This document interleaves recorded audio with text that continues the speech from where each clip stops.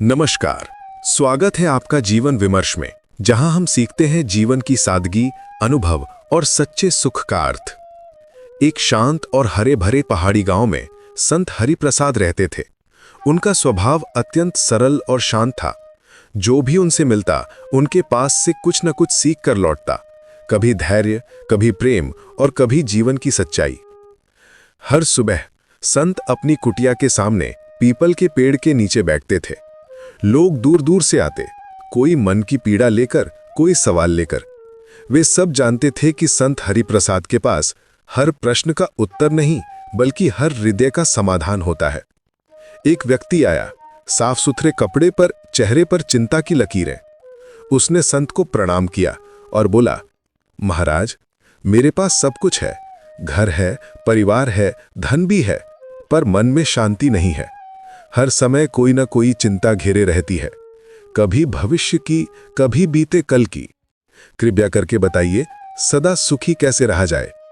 संत ने मुस्कुराकर कुछ नहीं कहा। थोड़ी देर तक वे जमीन पर पड़े कुछ कंकड़ों को देखते रहे। फिर उन्होंने उनमें से एक छोटा सा कंकड़ उठाया और बोले, पुत्र, इसे अपनी मुट्ठी में कसकर पकड़ो और सिर के ऊपर उठाए रखो।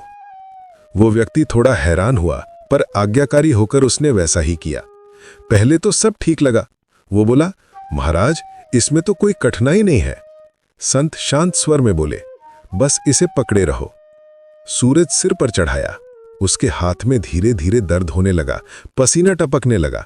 वो बोला, महाराज, ये तो बहुत हल्का था, पर अब तो हाथ भारी लगने लगा है, दर्द हो रहा है।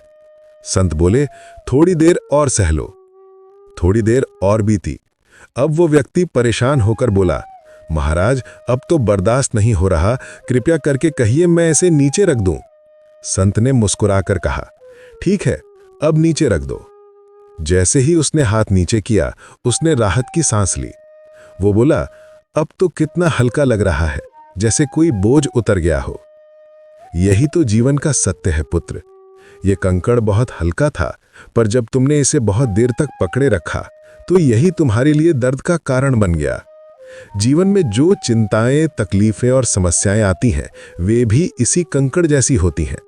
शुरू में वे छोटी लगती हैं, पर जब हम उन्हें मन में पकड़े रहते हैं, उन पर बार बार सोचते हैं, तो वे मन का बोझ बन जाती हैं। जो बीत गया उसे पकड़ने का क्या अर्थ? जो आने वाला है उसकी चिंता में क्यों जलना? सुख उसी को मिलता है जो वर्तमान में जीना जानता है, जो छोड़ना जानता है। वो व्यक्ति कुछ देर तक मौन बैठा रहा। उसकी आंखों में गहराई आ गई थी। वो बोला, महाराज, आज समझ आया कि सुख पाने के लिए संसार नहीं बदलना पड़ता, बस अपने भीतर के बोझ को उतारना पड़ता है। संत ने मुस्कुराकर कहा, हाँ पुत्र, जिस दिन तू छोड़ना सीख जाएगा, उसी दिन तेरा मन उड़ना भी सीख जाएगा। इस कहानी से हमें ये सीख मिलती है कि जीवन में दुख या सुख हमारे हालात से नहीं, बल्कि हमारे विचारों के बोझ से तय होता है। जब हम छोटी छोटी परेशानियों, अपमानों या बीती घटनाओं को मन में पकड़े रहते हैं, तो वही हल्का सा कंकड़ भारी बोझ बन जाता है। पर जो व्यक्ति छोड़ना जानता है, जो वर्तमान में जीना सीख जाता है, वो हर स्थिति में हल्कापन और शांति महसूस करता है। इसलिए सच्चा सुख पाने के लिए समस्याओं से नहीं, उनसे जुड़ी धारणा से मुक्त होना जरूरी है। याद रखिए, छोड़ना ही सच्चा सुख है। अगर इस कहानी ने आपके मन को छुआ हो, तो इसे दूसरों तक जरूर पहुंचाइए, क्योंकि शायद किसी को बस एक कंकड़ छोड़ देने की जरूरत हो।